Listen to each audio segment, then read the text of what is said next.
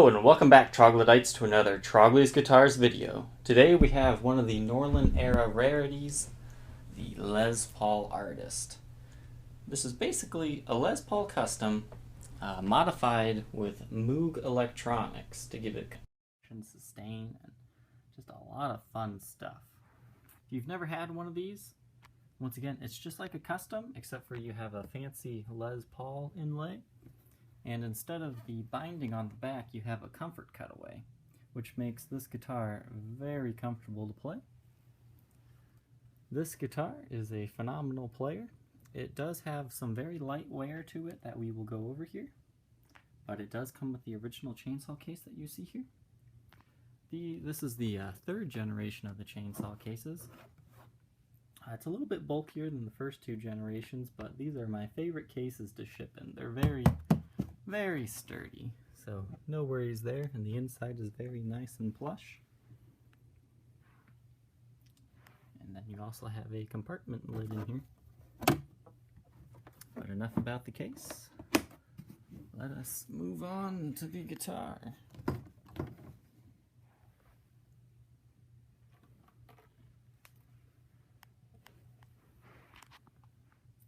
Now this guitar is probably the nicest Artist I've had. I think I've had about 7 of these guys. This has a very nice, kind of like a bird's eye maple top, but then, you know, you got your bird's eye down here, which is very cool, very active top. And then up here, kind of in the darker finish, you've got some very nice quilting of the wood going on. So very cool there. The headstock has yellowed with age, as you know most of these guitars will. It looks very nice. You do have some very light wear that kind of hard to get to show up, but nothing too bad.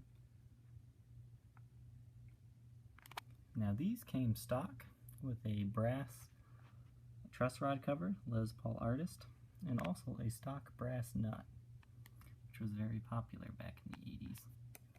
The frets do show some wear here. Moderate fret wear, nothing that affects playability right now, but you could maybe use a level and a crown within the next 5 years or so, depending on how much you play. Frets and fretboard were just cleaned and oiled, and it's looking good.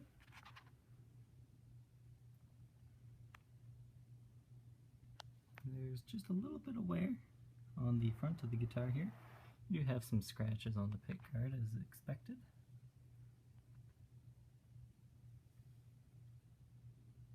A few minor abrasions on the top. I think under the tailpiece there's some light indentations kind of there.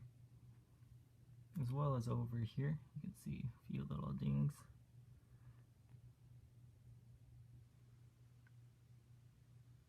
But most of this is really only, you know, visible, you know, at the right angle and the right lighting.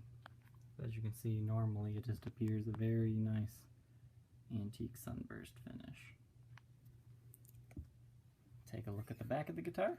So the front looks great.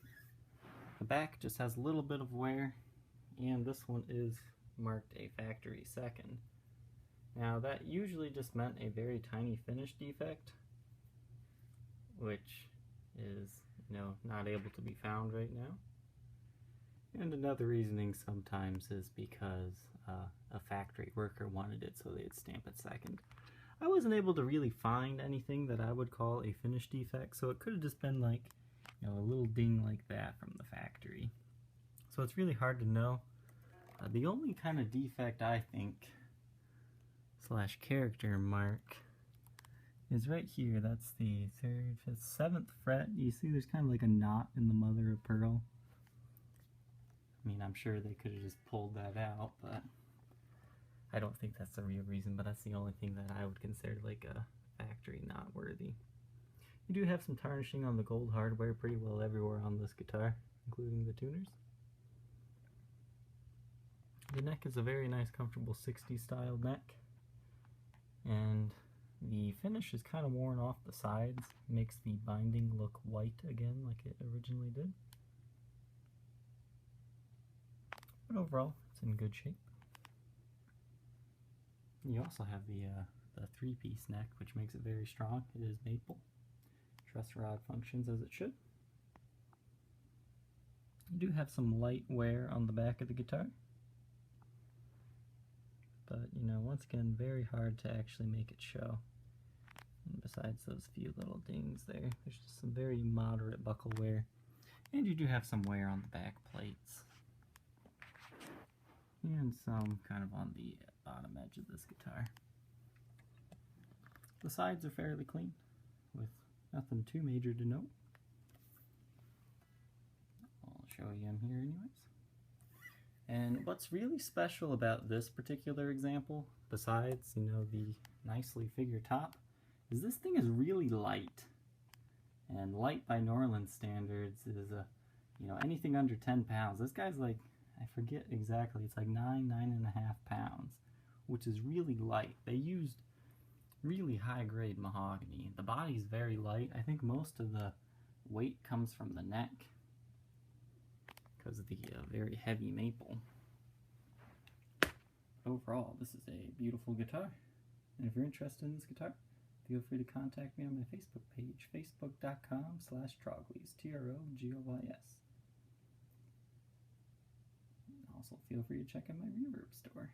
Thank you for watching, and I'll catch you next time. Bye.